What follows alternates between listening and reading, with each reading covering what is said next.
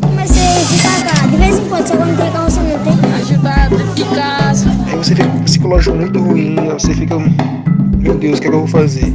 Olá, eu sou Luísa Musi, jornalista em Belo Horizonte, Minas Gerais. Sou Joana Soares, junto com Luísa Musi, coordenei essa pauta. Esse especial Sem Recreio, que foi uma grande reportagem publicada na plataforma digital Lição de Casa, um site que lançamos no ano passado para cobrir a educação em tempos de pandemia.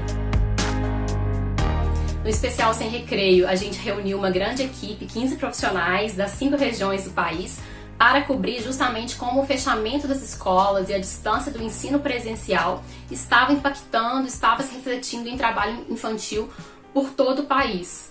Encontramos casos os mais diversos, mas todos seguindo a mesma linha, uma repetição de histórias de muita vulnerabilidade social, de crianças e adolescentes que precisaram trabalhar para poder ajudar na renda da família, foram empurrados realmente para esse mundo do trabalho de forma bastante precoce. A gente conseguiu chegar a 70 casos de crianças e adolescentes em situação de trabalho infantil em mais de 20 cidades brasileiras, tanto do universo urbano quanto do universo rural. E cobrimos, investigamos e revelamos como que isso impacta na vida dessas crianças e adolescentes e o que a gente precisa fazer para realmente interromper esse ciclo, né? Esse ciclo que vai se repetindo e se perpetuando de geração a geração. Foi muito impactante ver esses casos todos reunidos e a gente entendeu que precisava escrever ainda reportagens que pudessem contextualizar e costurar cada uma dessas histórias, porque é muito difícil a gente saber que está num país que naturaliza o trabalho infantil, né? Numa sociedade que aceita essa violação.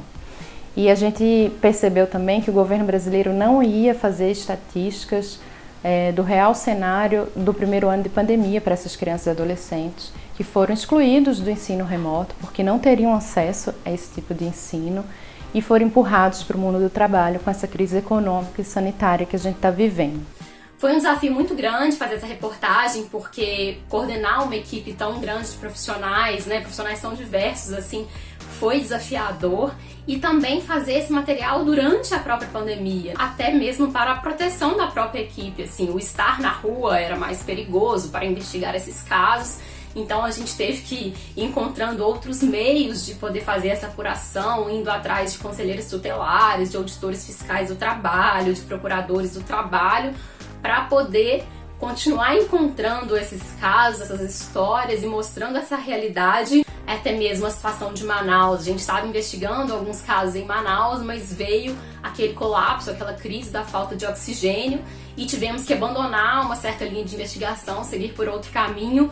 Desafios que vão acontecendo no meio da apuração de uma grande reportagem. Aí veio, voltou às aulas remotas e tudo. Aí você já vê como é que é conciliar trabalho, escola, trabalho. Era horrível, era horrível. Esse trabalho seria, então, um documento de todas essas histórias que deixariam de estar invisibilizadas e vão estar registradas no material Sem Recreio, que a gente conseguiu ainda que fosse republicado em outros veículos regionais e veículos nacionais, nativos digitais independentes. Então é incrível ver que a gente pode alcançar, junto com colaboração, com mais pessoas, com pessoas que apoiam o jornalismo independente, que acreditam nesse trabalho, alcançar mais pessoas que possam ler esse trabalho e que possam também ouvir, porque a gente fez a versão em áudio para o podcast, sempre preocupado assim, com esse alcance de tudo que a gente está fazendo, entendendo que é importante estar nessas pautas de direitos humanos, principalmente nesse momento que o Brasil vive. O apoio da GEDUCA para isso foi essencial, tanto na orientação das pautas, quanto o recurso financeiro que a gente recebeu. A gente está muito feliz com esse resultado e que a gente possa fazer mais jornalismo independente nesse país.